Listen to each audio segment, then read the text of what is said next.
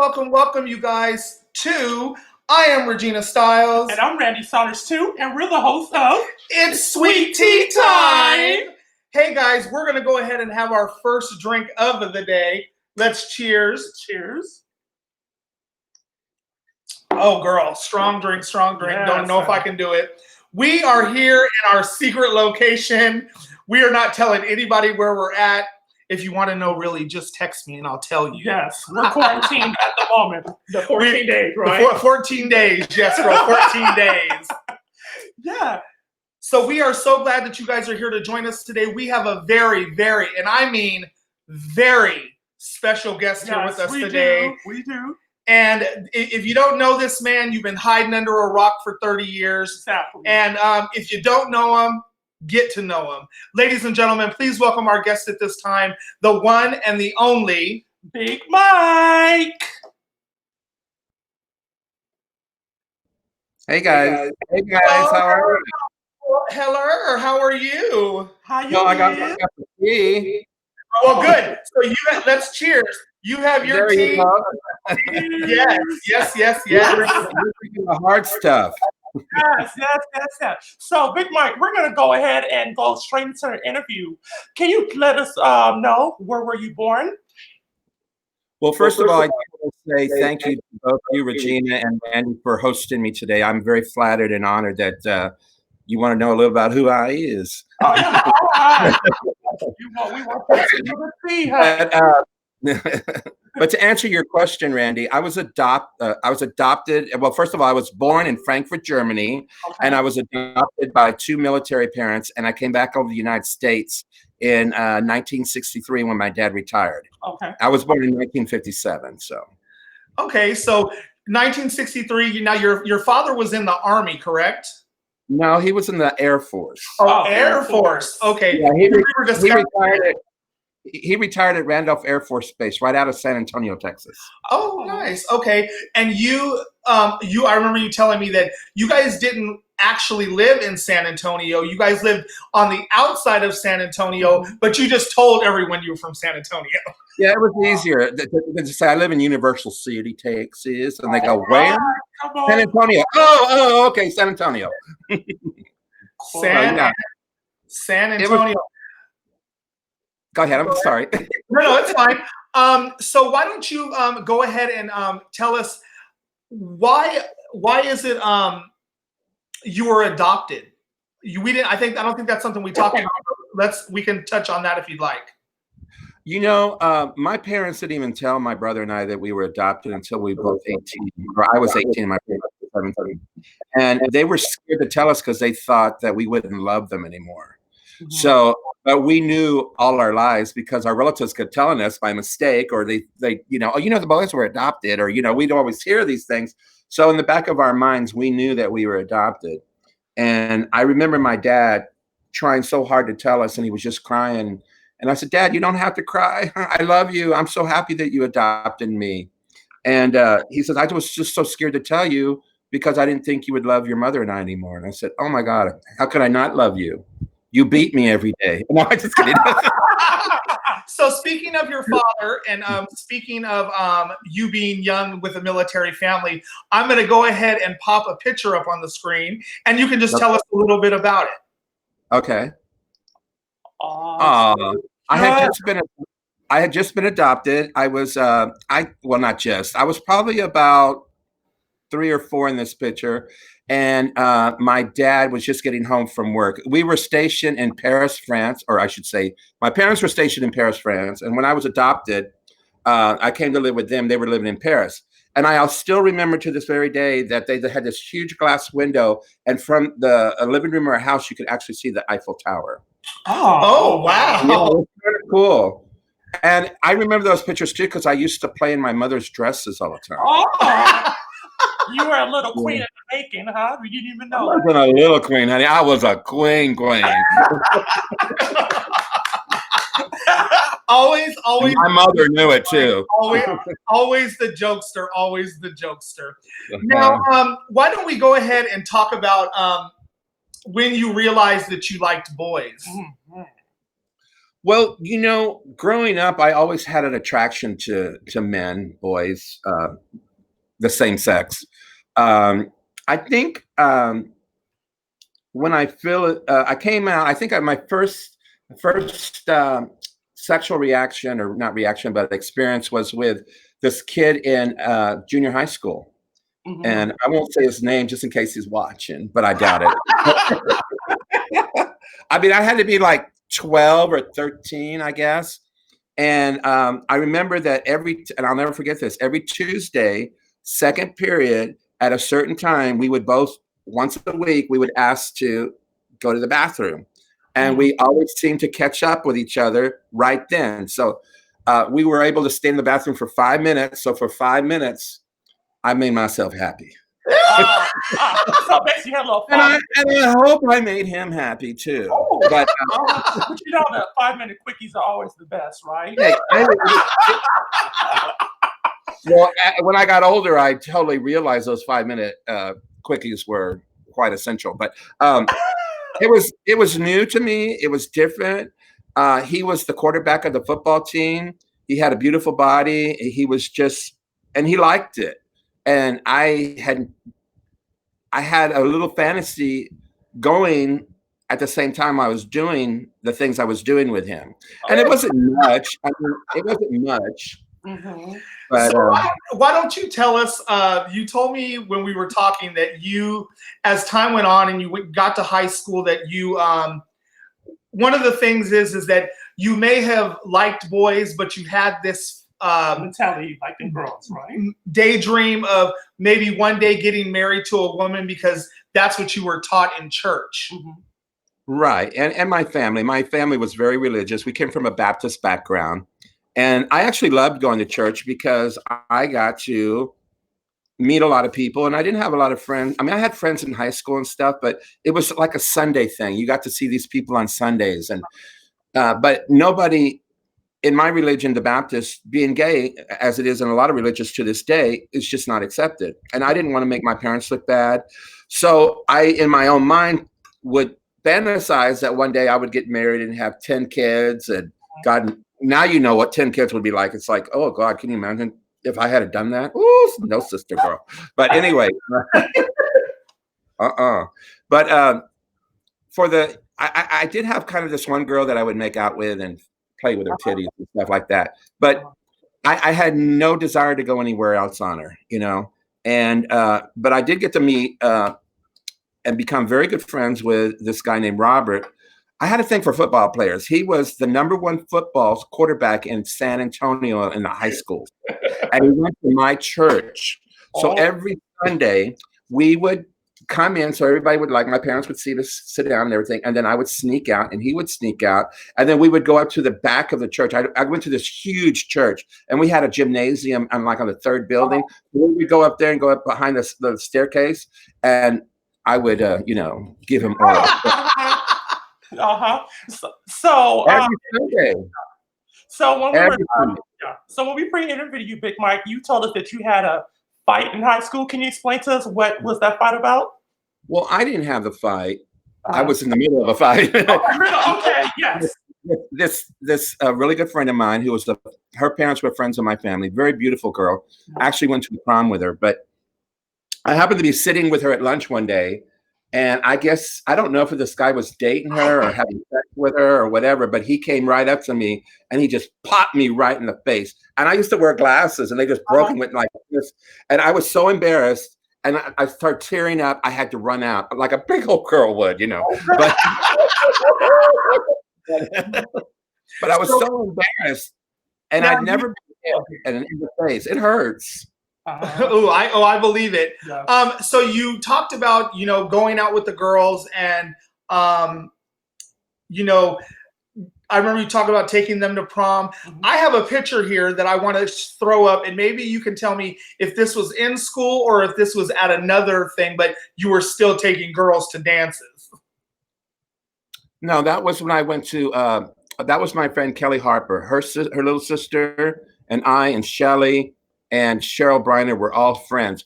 I was a senior there. She was a junior there, and her sisters were freshmen. And this is at the River Oaks Country Club. and I was her date for her debutante. Oh, okay.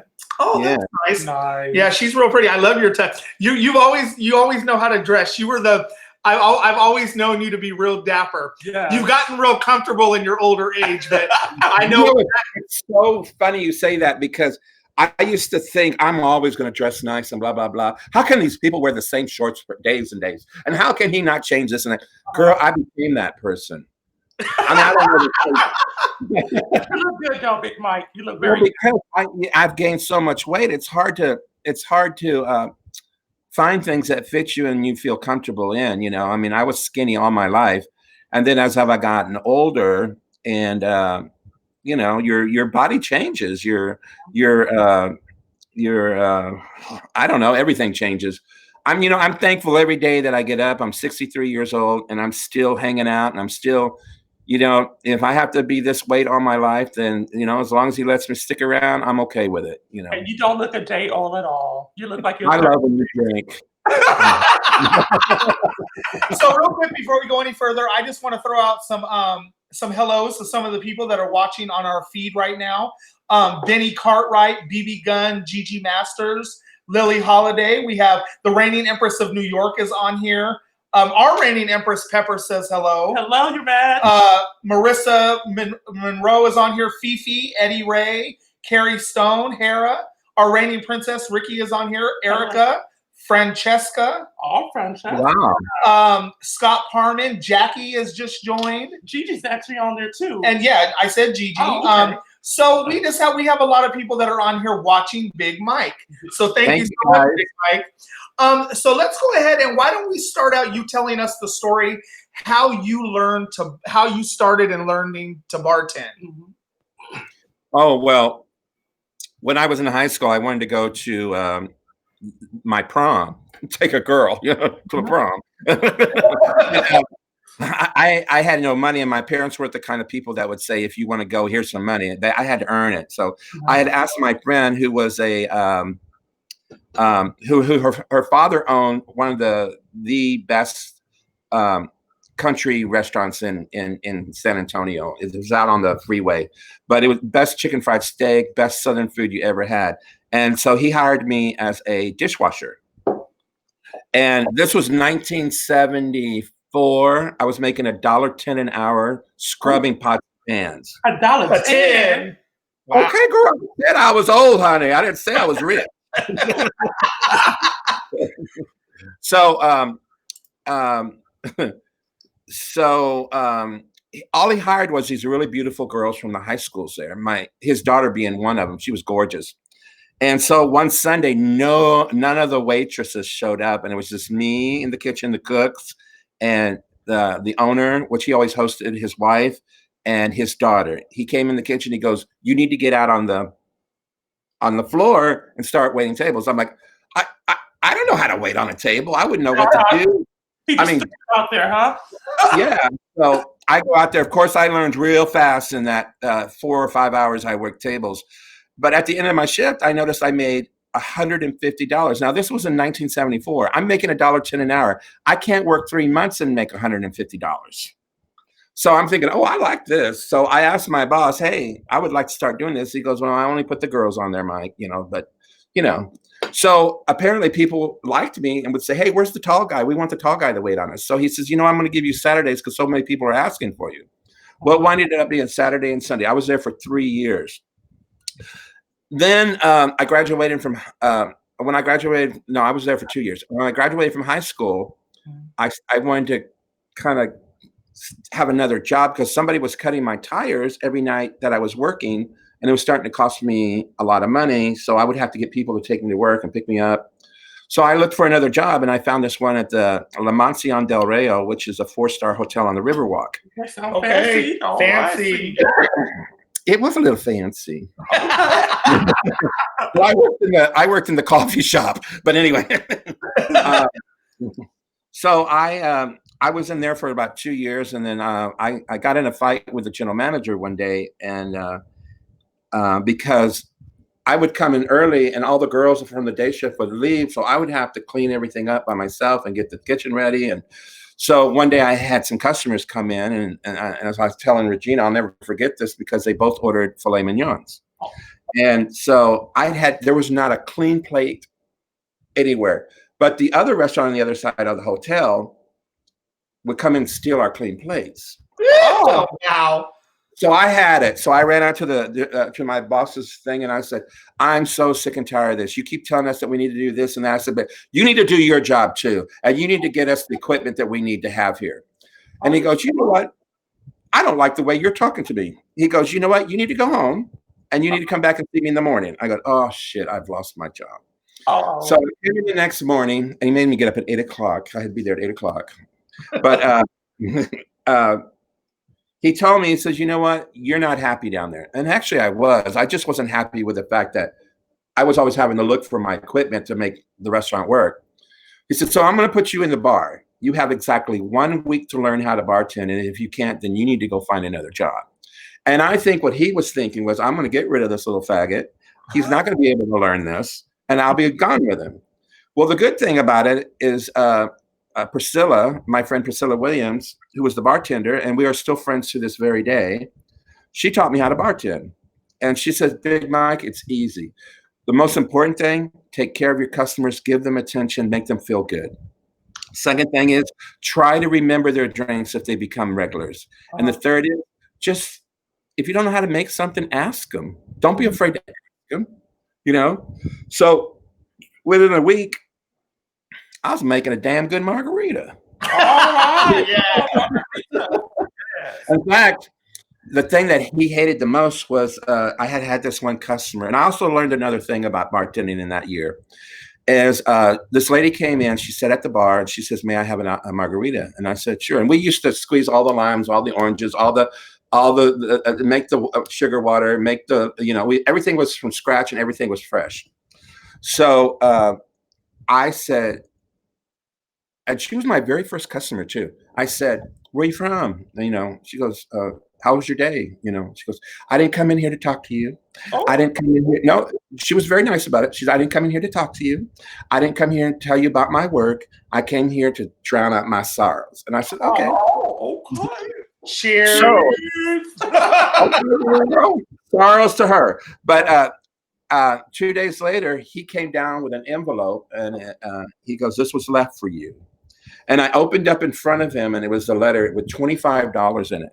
Oh. And she said, "I have been around the world and those were the best margaritas I've ever had. Keep up the good job."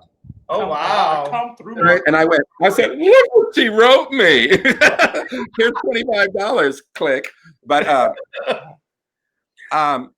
so in my days, in all the years I've worked, I never ask anybody what they do for a living. Mm-hmm. I let them make the conversation. Mm-hmm. And I learned to give them, especially if it's a sit down and you're in front of me, I learned to tell jokes. I learned to try to entertain in every way possible, because I like to have fun. I like to make people laugh, Most of the time they're laughing at me, might as well be laughing with me,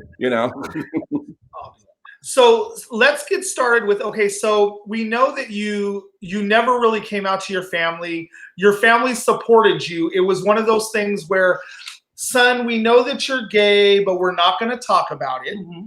So we already know that. But why don't we talk about your coming out story and the first bar that you went to that you came out in? Yes. Well, I have an affection for drag queens, always have. And the reason is, when I came out in Texas, the law changed the year I turned 18 back to being 18 to drink again because of the Vietnam War, because all these kids were coming back at 21, fighting for our lives, but yet couldn't go into a bar and order a drink. So they changed the law to 18. So the year I turned 18 was the year they changed the law. So I had never been in a bar in my entire life because I grew up in a very religious, family. And I was scared to go by myself, to be honest with you. Mm-hmm. And I didn't know what gay was because I thought I was one of a few. I thought I was the only one giving great head, But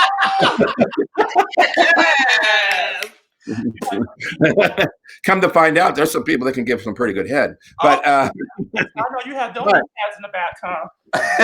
Cheers to that. but my friend, I was messing around with this guy in the neighborhood, and I was with him, or messing with him for about 3 years.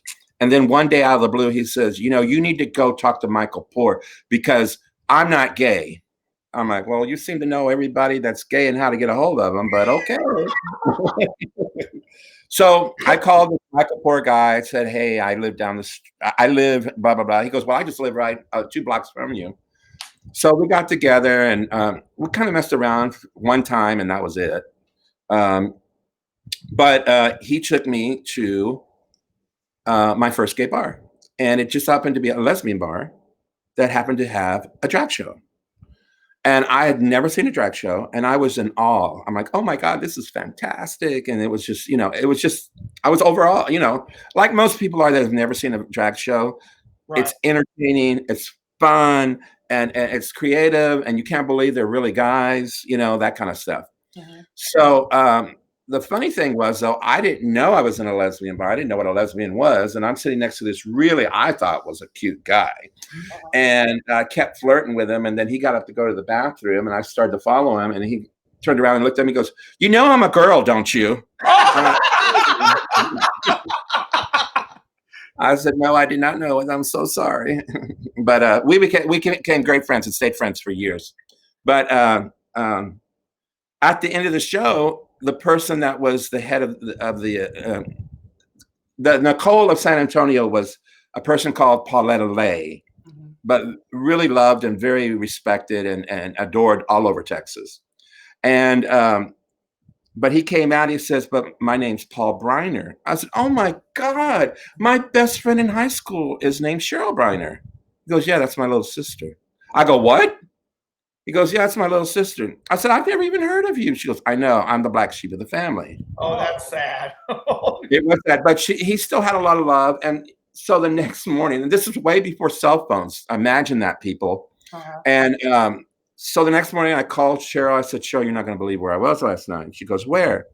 I said, I was at this place where I met your brother, Paul. Oh my God, where were you? Were you in a gay bar? Oh my, are you gay? And I go, yeah, I'm gay. I said, but don't tell anybody. She goes, she says, I haven't told anybody about my brother. Why should I tell them about you? I was at point taken. But I was running around with 5 girls, like I'd mentioned earlier in the picture, and all of them accepted me except for one. And it broke my heart because I was telling something that I had kept such a secret to the people I loved the most. And one of them turned their back on me. In fact, she slammed the door in my face. But a week later, she came back and she apologized and said, you caught me off guard. I've never met a gay person and blah, blah, blah. And I said, girl, you can't tell I'm gay. I mean, really? But now I see it. But then I saw it then too.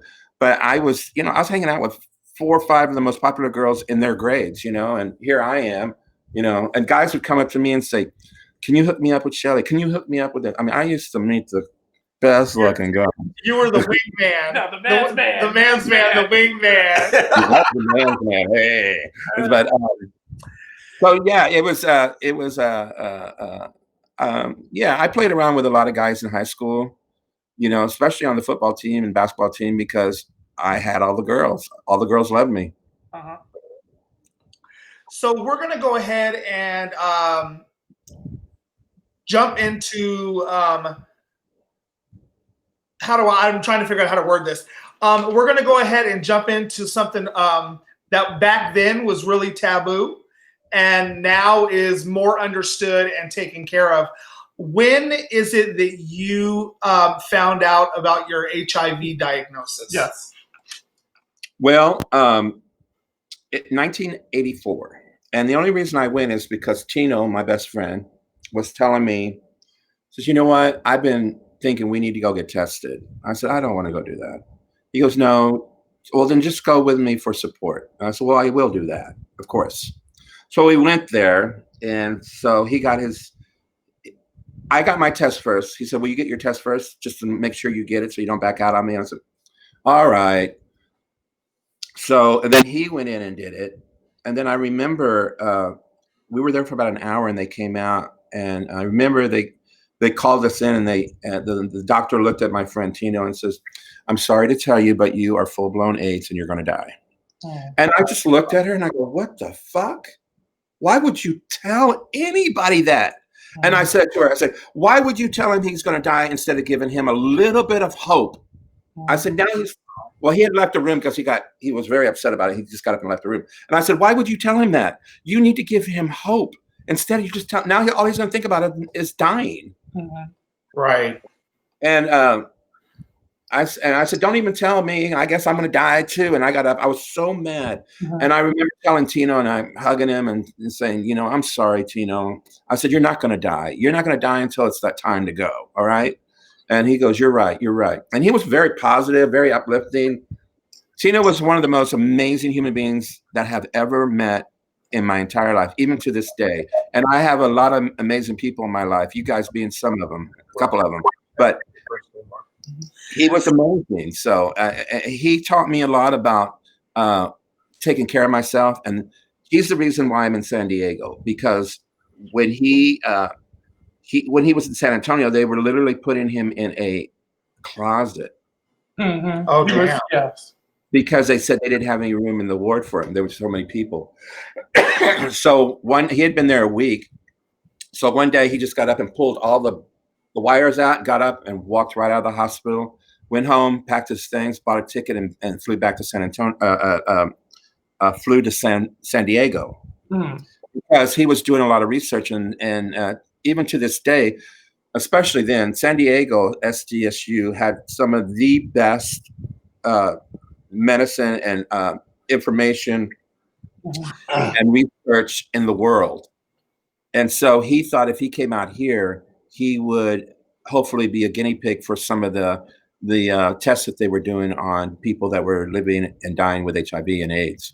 Okay. Well, let's go ahead, and we are going to stop right there. We are going to take a quick commercial break. We'll be right back, and then we'll continue to talk about Tino and talk about your first time working at a gay bar. Yes. And then your fabulous move to San Diego. Yes. All right, everybody, we will be right back right after this. Darling, welcome to Lips, the ultimate in drag dining. We serve up dinner and Vegas-style drag shows 6 nights a week. We have show-stopping entertainment, and the entertainment never stops. Lips is the ultimate party place. Whether it's your birthday or bachelorette party, we can make your day fabulous. So call for your reservation today, darlings, and we'll see you soon.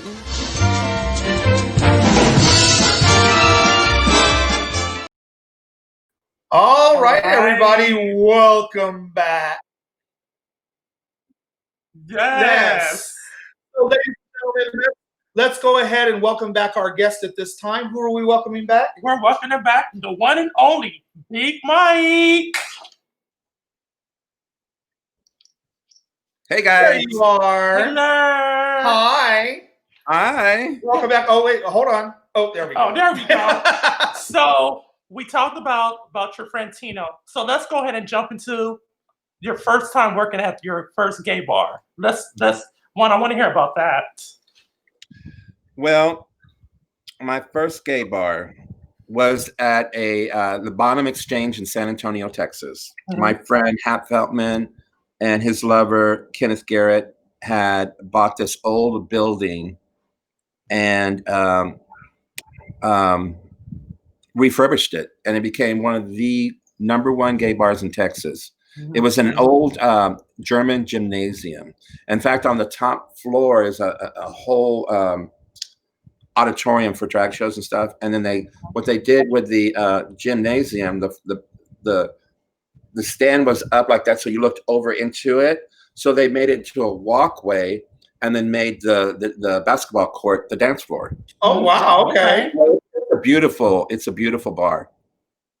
But I actually started coming out when I was going to the San Antonio country, so I got to know them very well. And over the years, we were friends until Hap died. In fact, I lived with Kenneth for many years in one of his houses on his property, and he just passed away this last year.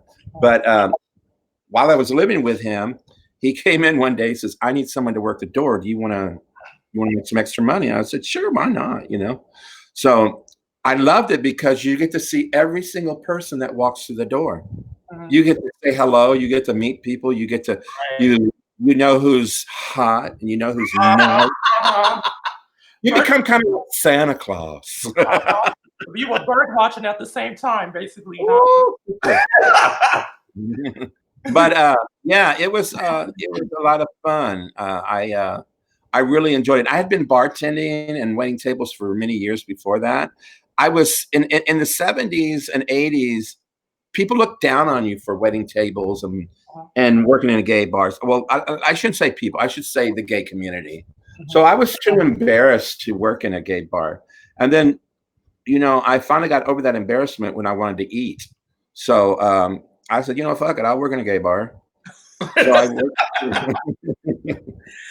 So when I came to California, that's all I looked for was employment in a gay bar.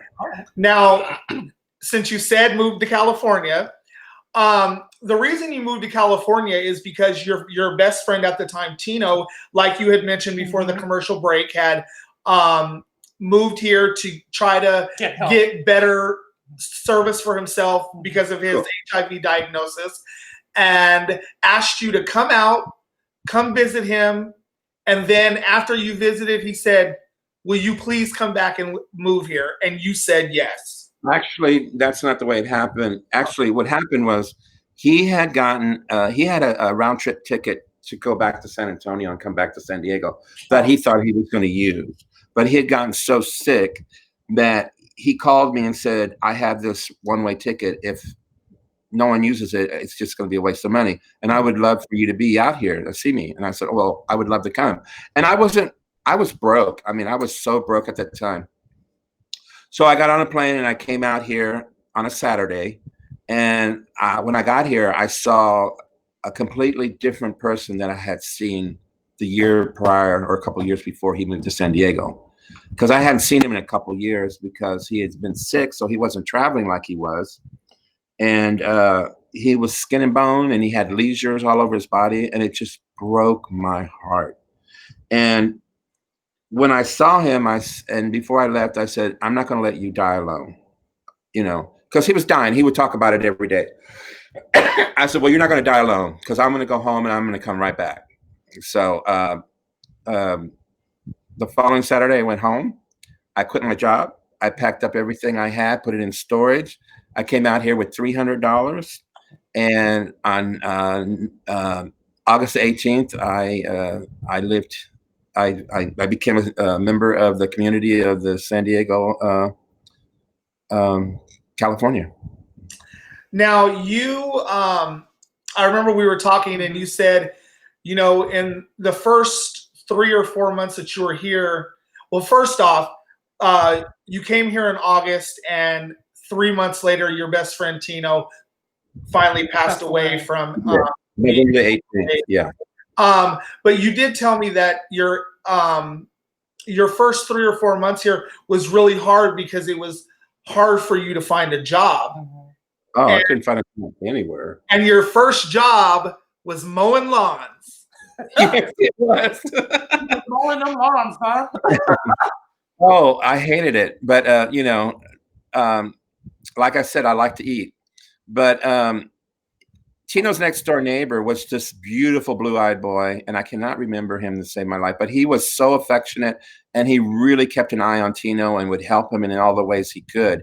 And then when I came out, I couldn't find work. I mean, I went to every bar in town.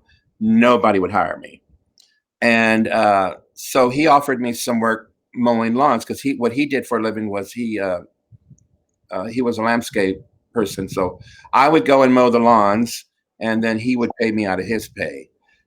So with that being said, you were mowing lawns, you hated it, you were paying out the pocket. So how did you get your first real job?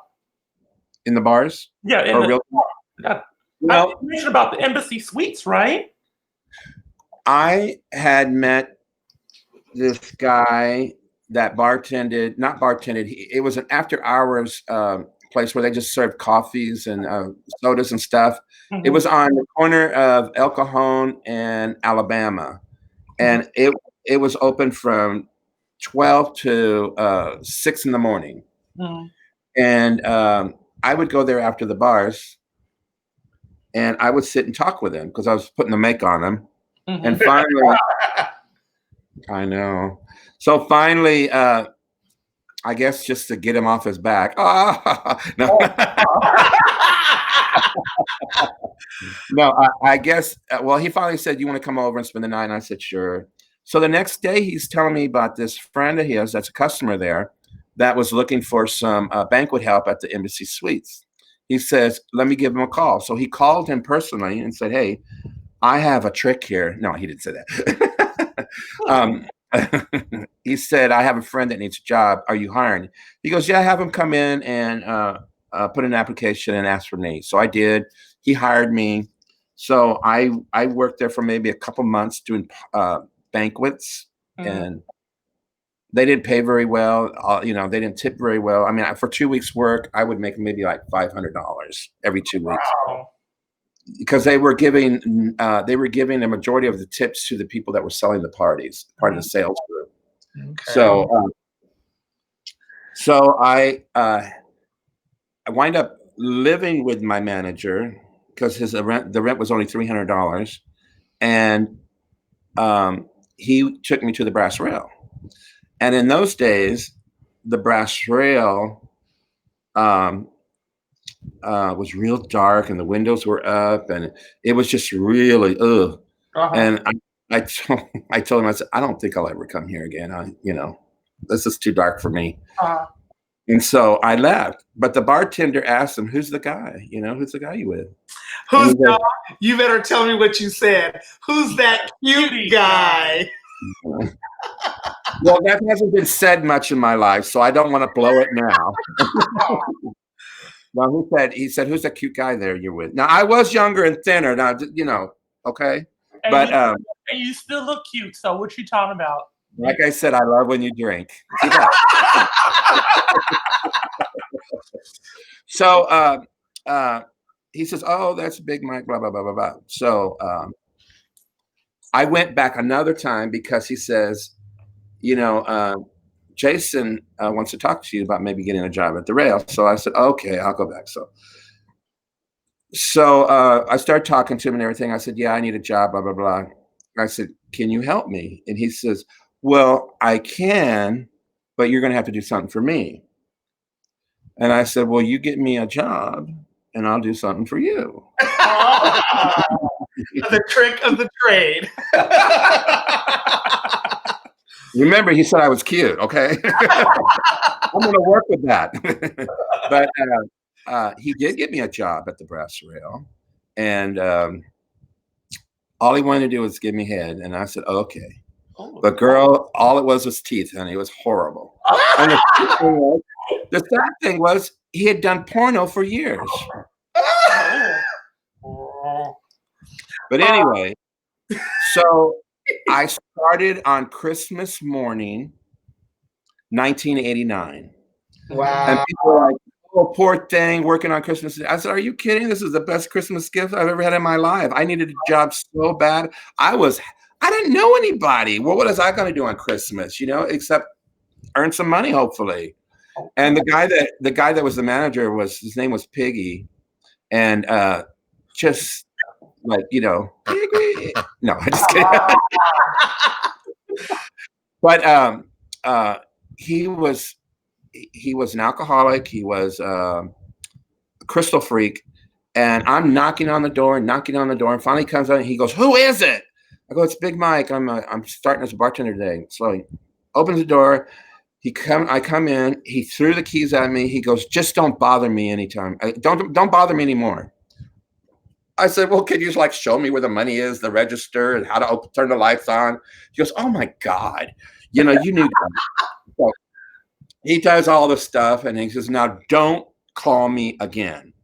So I had to just kind of fake it the first day, and I remember my very first customer knocking on the door, And in those days, we opened at 8 o'clock in the morning. Wow. So, yeah. So I opened the door at 8, and this guy comes in and he orders a bourbon and Coke. And I put it in front of him and I said, that'll be $2.25 or $1.75 or whatever it was. He goes, oh, I don't pay for my drinks here. So I took the drink and I took it away from him and I laid it over here. And I said, well, then I guess you don't drink here. He goes, what do you mean? I'm friends with the owner. I said, me too. He hired me to sell you a drink. Well, I've never paid for my drinks. I said, well, I'm not losing my job on the first day just so you can have a free drink. So if you have a problem with it, you need to talk to the owner. And if he has a problem with it, then I'm working in the wrong bar. And he got up and flipped me off and called me every name. And I said, well, Merry Christmas. So you are now working at the Brass Rail, the home of the Dream Girls. And let's talk about your first meeting with Nicole. Well, real quick, I want to just tell a little something about why I was there. So a week later, Hal Frost came in and took over as manager and fired everybody that was on the staff except for maybe 3 or 4 people, myself included. I had gone into to talk to Hal, and I said, hey, I just literally moved here. I just started on Christmas Day, and this was like January the 2nd. I said, please don't fire me. He goes, well, you're not part of this old group. I said, I just moved here, literally just moved here. And he says, you know what? I'll give you the day shift. You have 3 months to get clientele in here. So every night I would go out, not drinking, but just go out and introduce myself. I'm Big Mike. I just started working at the Brass Rail, blah, blah, blah. Come see me, blah, blah, blah, blah. But I would do it every night. Whatever bar was happening, that's the bar I was in. And I became friends with a lot of those people that I tried to get to come to the bar. They did come to the bar. And I would literally stand on this corner and say, come on in, have a drink, girl, come on. You'd be surprised how many hot guys would come in and have a drink. But within 3 months, I had a full bar. And so I started working there and on the day shift. And then I remember one of my customers saying, have you met that bitch Nicole yet? I said, well, I have not met any Nicole. And why are you calling her a bitch? I'm thinking in my mind, why would you do that? You know? And I know now, but I love her. You know that. He said, just stay away from her. She'll ruin your life. She'll ruin it. And I told Nicole, you ruined my life. But anyway, so it was Dream Girls Night. And that was back in the day with, it was with Marilyn and, oh God, I can't even remember half the girls that were there. They were hilarious. So they were so much fun. But she came in one night. You know how she is. She's running around. And she was already in her dress and her outfit. And she ordered a 7-Up from me. And she gave me $1. And she goes, I'll just let you know right now, I don't tip anybody. Oh. I said, well, thank you. I appreciate that. And so she was always nice to me. Always nice to me. Every time she came in, she was nice to me. So I couldn't understand why everybody, excuse me, I couldn't understand why everybody was having such a problem with this Nicole girl. I never saw her go off. She was always nice. We would laugh sometimes. But I remember the one time she had to get up on stage with the Dream Girls. I'm a Dream Girls, right? Yeah. Well, she didn't know the words. Yes. It was nothing, the words, the lips, nothing was going with the songs. But over the years, we just became friends. And with the charity stuff and all that, she just kind of got me going and kind of opened doors for me. And we became like family, you know, even though I still want to wring her neck. I love her. So real quick, I want to throw this in there. Fifi is on the live feed right now. And she just threw it in that it was Erica, Delon, Hunter, Onyx, and Bianca. Yes. Thank you. Oh, Nicole just came on. Hello, Queen Mother. Hello, Nicole. Hi, Nicole. She just got into the room. We were just talking about how I met you and how you were going to ruin my life. When I was working at the Brass Rail, and the guy told me to stay away from you. So now why don't we go ahead and talk about, so you transitioned from after being at the Brass Rail for 3.5 years, you go ahead and you moved on to bigger and better things, and you moved on to Riches. Yes.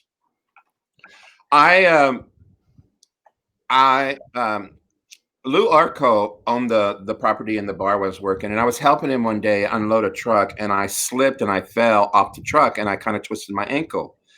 And I was complaining about the fact that it hurt, and he called me a pussy. Oh. And I thought, well, it hurts, you know. So my ego got a little upset, and I just like, well, fuck you. So I was talking to Hal, and Hal said, you're not happy here anymore. If you want to, if you need to go, go. Nobody's stopping you. You need to, if you need to find another job, go for it. I'm still will be your friend, and I'll still be here for you, and blah blah blah.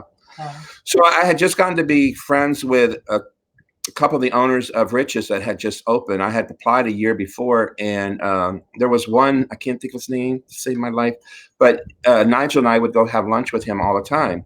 So one day I knew that they had bar cleanup, and I knew that he always walked from lunch down that university. So I just planned to be at the right place at the right time, which I was.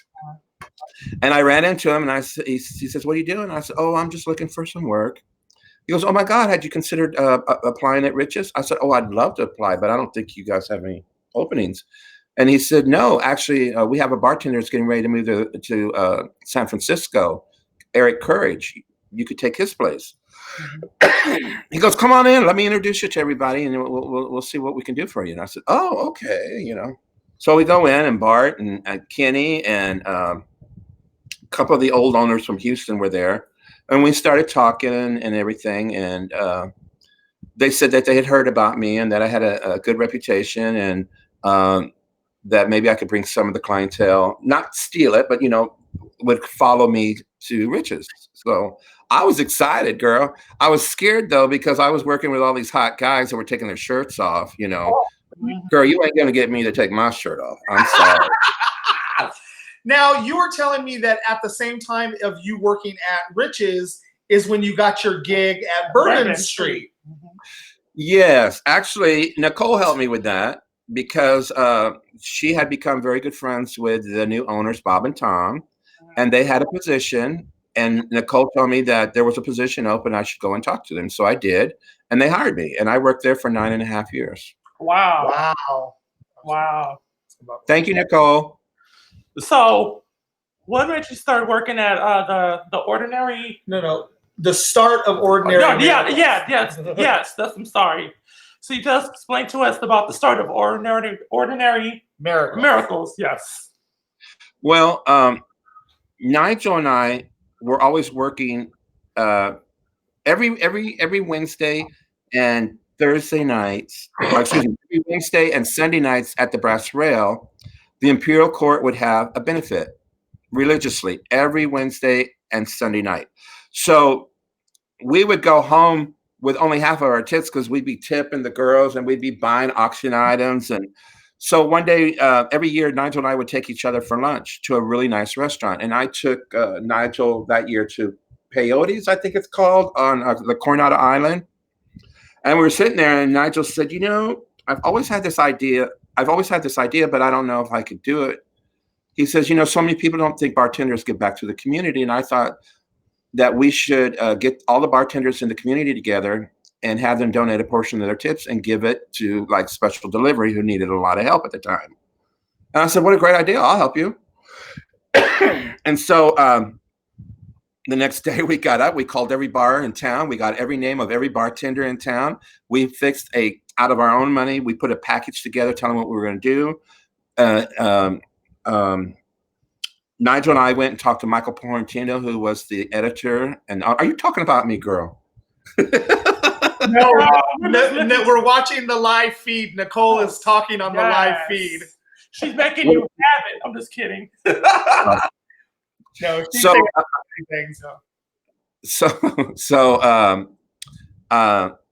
we started putting this event together, and we went to Michael Portino and asked him if he would give us an ad. He said, "I'll do better yet. I'll put you guys on the front cover if you can get everybody together." So we put in our ask, "Hey, if you come, we're going to do this photo for the front cover of the Gay and Lesbian Times." And we invited 135 bartenders, and 130 showed up that morning. Wow. Yeah, we at first nobody was coming, not even special delivery. It was Michael Lunsford, myself, and Nigel. And we put out a table and a sign-up sheet, and we sat there literally for 15 minutes because we told everybody to be there by 10, and 10:05 went by, 10:10 went by. Then all of a sudden, 10:15, we see a person come. Then we see another person come. And then all of a sudden, like, everybody was coming. And then we were like, thank God. And they did. They put us on the paper in a Christmas tree form. And the first year was called the Bartenders Employees Charity. And then the second year, we put together a board, which Miss Fifi was on it. She was the one that did all the fantastic parties. Without her, we would have never had the parties we had. Give it up for Fifi. Woo! Yeah.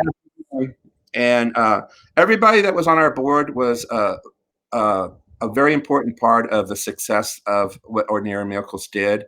We did it as a group together. We did it for our community and with our community. And I think that's what made it so popular and people wanted to be a part of it, was because everyone felt like they were giving back in some way, in some form.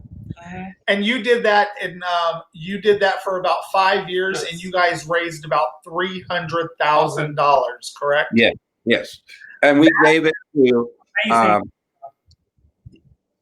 but it was because of the community. It was because of the bars, and it was after that, organizations, and the Imperial Court was one of the first people that was our sponsors. They, my best friend at the time, along with Nigel, Rob Benzon, had passed away, and we were raising money. We were giving them $1,000 every year, and Nicole and I had lunch, and Nicole said that they would like to be a sponsor of the Imperial Court of our organization, and after that, the Imperial Court was a sponsor every single year. And I think the last year you guys helped us with $5,000. Oh, wow. Okay. Yes. Wow. It might have been the last 2 of the years. But yeah, because we raised. And Fifi said that you guys also won 3 Nickies. Yeah. Yeah. We were very. So what brought the Ordinary Miracles to an end? Well, Nigel had just bought Flicks with Joe Ledesma, with Joe Ledesma. All of a sudden, I forgot how to say his last name. Joe Lutkus. Thank you. We love you. My tongue got tied. But he said, Big Mike, I'm just not going to have time to do this. And I mean, I've never owned a business. I want to make sure I do this right, blah, blah, blah. And I don't want to do this and try to run a business. And he goes, well, you can go ahead and keep doing it. And I thought, well, it was your idea. I don't want to do this without you. Right. And so we had talked about it, and we had a few people that wanted to take it over. And then we decided against that because of, and not to say it would have, but, Nigel, the first thing he said was, what happens if they do something and tarnish our name? Then all those years that we worked so hard to do something right and get the community to be a part of it go down in flames because someone stole or cheated or lied, or he says, let's just end it at the top. Right. And so we decided to do that. All right, Big Mike. So on that note, we're going to go ahead and take another commercial break, girls. So we will be right back with more of Big Mike. Thank you. Welcome to Red Wing Bar and Grill, located in the heart of North Park in San Diego. Established for more than 50 years, Red Wing Bar and Grill has recently grown to become a favorite neighborhood bar and hotspot. At Red Wing Bar and Grill, there's a little something for everyone. You can join us for a game of pool or darts, buzz time trivia, live hosted trivia, or for some of the best karaoke in town 6 nights a week. We feature all major sporting events on our 9 flat-screen TVs, both inside and out. We are well equipped with 2 full-service bars and a large outdoor smoking patio staffed with friendly bartenders in a relaxed, laid-back atmosphere. Our menu features a variety of bar fare, such as our signature Red Wing Burger, our signature Pucker Up Hot Dog, great appetizers, and much more. We strive to create fun, delicious items using high-quality ingredients. Our grill is open till midnight every night and 1 a.m. on Fridays and Saturdays. Red Wing Bar and Grill is your local neighborhood bar. You can never go wrong with the drink specials, and there's always something happening every day of the week. Stop by and check us out.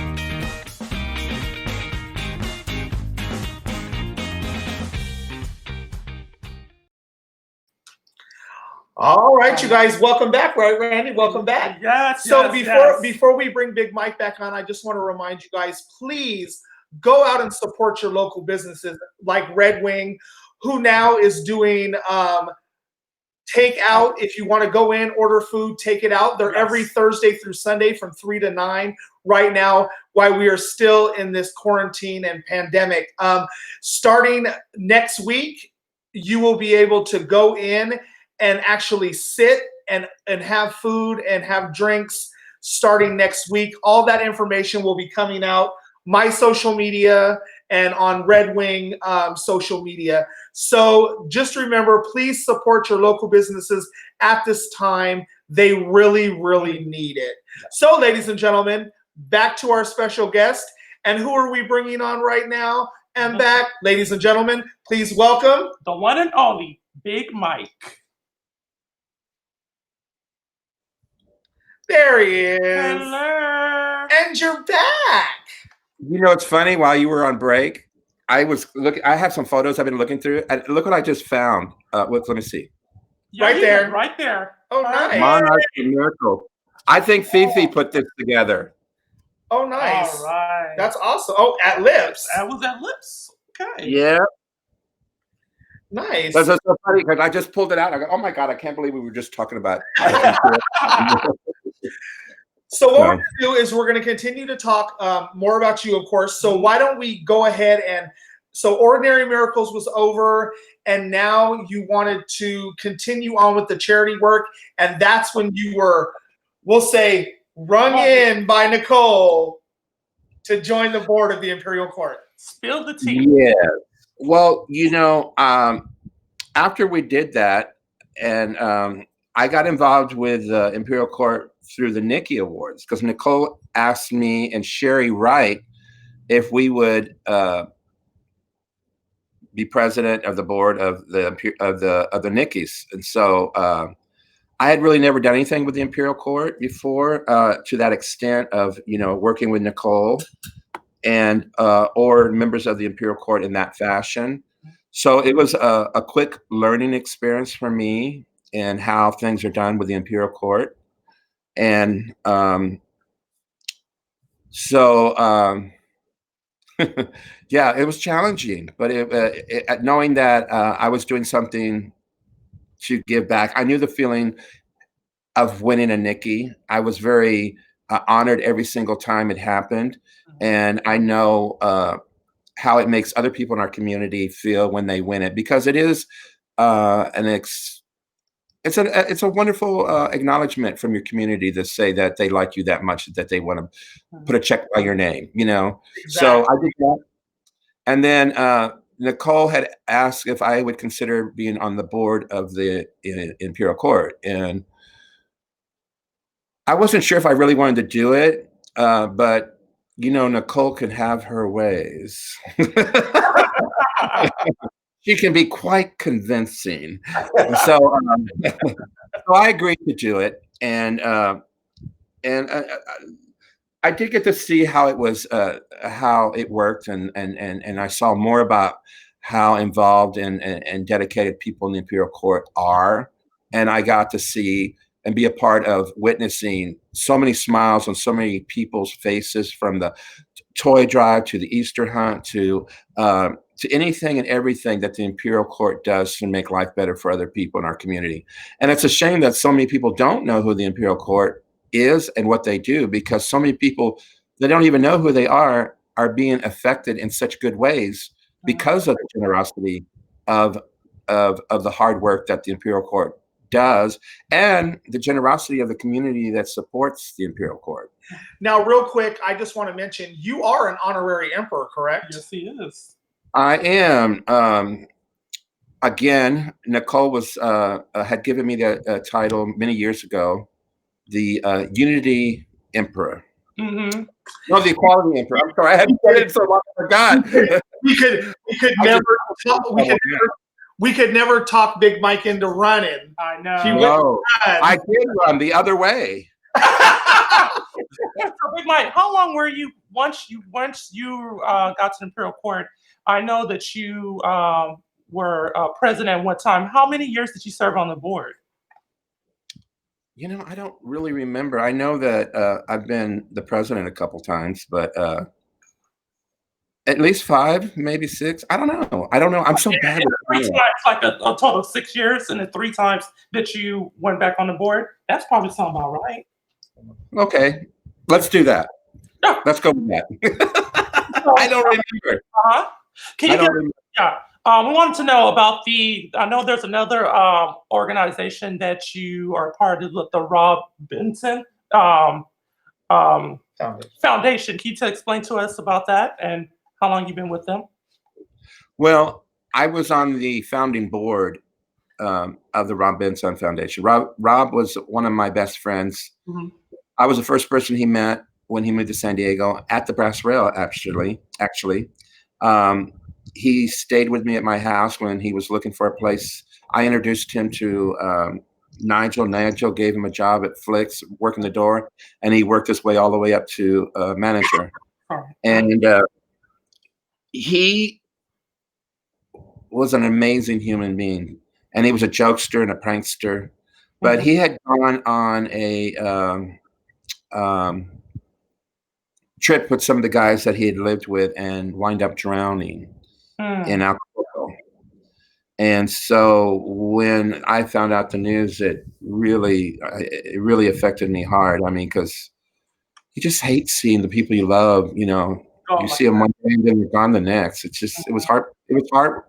It just still is. But when we all got together to plan his memorial, some of the things that we talked about was trying to find a way to keep his name alive. Mm-hmm. And I had suggested, well, why don't we do a collection and try to figure out a way how we can do that. So we had 300 people show up to his memorial on a Saturday morning. Everybody wore Old Navy outfits. Mm-hmm. I was the first one to speak. And he wasn't a drag queen, but he loved to get into this character in drag, and he would stay in it. You couldn't budge him out of it. You know, he was that character from the moment he put on that wig to the time he took off those shoes. And we went on a cruise together, and he would go down to dinner and drag every night, and the waiter was in love with him. And he would flirt with him. And then the last night we were on the ship, he came down as a man. And he kept asking, where I forgot what he used to call himself, but he says, where's the lady? You know, he goes, and Rob goes, it's me, it's right here, I'm right here. And the guy looked at it, I said, well, come on, it's a gay cruise, my God, how can you be so surprised? But anyway, he was just heartbroken that he didn't get to say goodbye to the lady friend. Aww. But when I got up, they had just showed a film, a little video, and there were so many of him in drag on the ship and throughout his life that he had been spending here. Mm-hmm. And the first thing I could say, whoever knew that Rob had so many women's clothes in his closet? You know, it was just like, it was a shock to all of us. But that was 20 years ago. Wow. And the Rob Benson Foundation is still going. Mm-hmm. It's going very strong. It helps a lot of people. The Imperial Court was one of the first organizations to help finance and sponsor them with donations. Over the years, they have been very supportive in our Thanksgiving, Scott Carlson Thanksgiving dinner. Then Steve and oh my God, I'm going blank here. Dan I Furlong. told Dan, oh my God. Every year they would bring a check for us, and they'd always meet up with Mikey and give the check to Mikey, and we'd always invite them to come. And Dan passed away last year, and so Nicole and the board of the Imperial Court decided to change the name to the Scott Carlson Dan Furbo Thanksgiving Day in honor of what they had done for us. So I'm not on the board. I haven't been on the board. I was on the board for the first 5 years, and then I just decided I didn't want to be on any boards anymore. You know, it's a lot of work. It's a lot of dedication. And so I try to do what I can wherever I'm at. I mean, I still consider myself a member of the Imperial Court. I don't go to the meetings. I don't do that. But if I'm asked to do something and if I can do it, you're always at coronation. We know that. Yes. So real quick, we're gonna wind this down, but we have two more things that we want to talk to you about real quick. And number one is tell us about the Harvey Milk when the restaurant. That was a nightmare. But anyway, I always had a dream of having my own restaurant, and I knew better getting in business with a certain person, not to mention names. But I wanted it, and I believed in it, and I had another friend coming with me as a backup, and Nicole helped us work with Stewart Milk to get everything legally done with the name and everything. But it just came to find out that that person I'm talking about was embezzling money, and things were happening. The food wasn't constantly good. It just didn't work out. The intention was to have a place where people could feel good, where people would come to a place that when they heard Harvey Milk's name, that they would feel safe and get a good meal and bring people together. Randy worked for us, and he started as a busboy and became a waiter and a host, and everybody loved Randy and Miss Jada.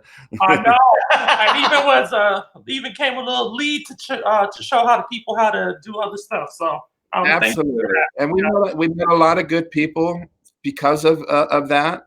Sadly, it didn't work out, and I don't see it as a failure. I see it as an opportunity that I took.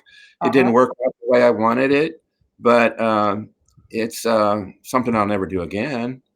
And if I do anything close to it, I'm sure going to be careful who I'm getting in bed with. But I have no desire to get back in the restaurant business, really. So the last thing I want to discuss with you before we go ahead and end this, and this is the one thing that you still do to this day, and one of the things besides being a fabulous bartender that you're known for is your photography. Yeah. So why don't we go ahead and tell people a real quick synopsis of how it was that you started bartending and where they can get to, how they can get to you if they want to get pictures done by you. Oh, okay. I've always loved photography, always have, all my life. In high school, I used to go into the dark room with the guys that would do the photos and stuff and learn how to do it. But I always bought the little throwaway cameras or the little cameras where you took pictures and stuff. But Joey Aruda, my roommate at the time, says, "Why don't you get a digital camera?" And I was like, "Girl, I do not know how to use that stuff. You know, I barely know how to turn on my computer still to this day." Trying to teach me how to do, whatever we were trying to do earlier. But so he got me a digital camera for my Christmas gift, and I fell in love with that. Oh my God, I can delete these. I don't have to go buy new film all the time. I don't have to get developed. I mean, it's so easy. I can crop them. So I started learning about how to use my camera. I've never considered myself a great photographer. I think the reason people like it maybe is because I try to bring realness. I try to make people feel like they're comfortable in front of the camera. I'm not a fancy, all the different colors and the Photoshop stuff. I just take pictures, and I try to find things that are unusual or different or things that people don't notice. And I try to make people feel good in their photos. So, but you can always call me at 619. Oh, do you have a pen? Oh, what is it? I got it. 619 All right. 807 807 7324. 7324. And if not, you can find him on On Facebook. social media, on all his social medias as Big Mike or Big Mike Phillips. Yeah. All right. Big Mike San Diego. Big Mike San Diego. So we are going to go ahead and wind this down. Yes. And we are going to do a game called Picture Association. Yes. You need to learn how to say things, girl. Well, before we do that, I just want to say thank you for the opportunity to be able to talk with you. It was fun, as always, with you two. And I'm very flattered, and I'm glad to see you two doing something to introduce other people in our community. So thank you for letting me. You are so welcome, and thank you so much. So what we're going to do is I'm going to pop pictures up on the screen. You're going to tell us who the person is in the photo, where that photo was taken, if you can remember, and one or two words to describe that person. Okay. Okay. So here we go. Oh, that's my Tino. That's the whole reason I'm in San Diego. Tino Graziano. Fabulous, loving, amazing angel. Love him. Will always till the day I die. And where was that picture taken? Do you remember? At my house, I had cooked dinner. So it wasn't very good. But I lit a candle just so he could have something to pray for. But we were actually four of us there, and his boyfriend was there, and my friend Matt Trevino was there, and they took the picture of us together. Okay, there's that one. Now let's go ahead and we're going to pop up another one. Here is this one. Oh, that's Nigel and I at special delivery for Ordinary Miracles. We had been awarded the 10 News Award, Channel 10 News Award, which was an award they gave out, I think, once a week or whatever. But we were the very first openly gay people in San Diego to get it. And they did a whole segment of us on the news and everything. So. Okay, here we go. I love him with all my heart. He's one of my dearest friends in the world. We grew up together in the bartending world when I first moved here. And he got me involved with doing Ordinary Miracles. Oh, well, that's awesome. Okay, so here we go. Here's the next one. If I can get to it.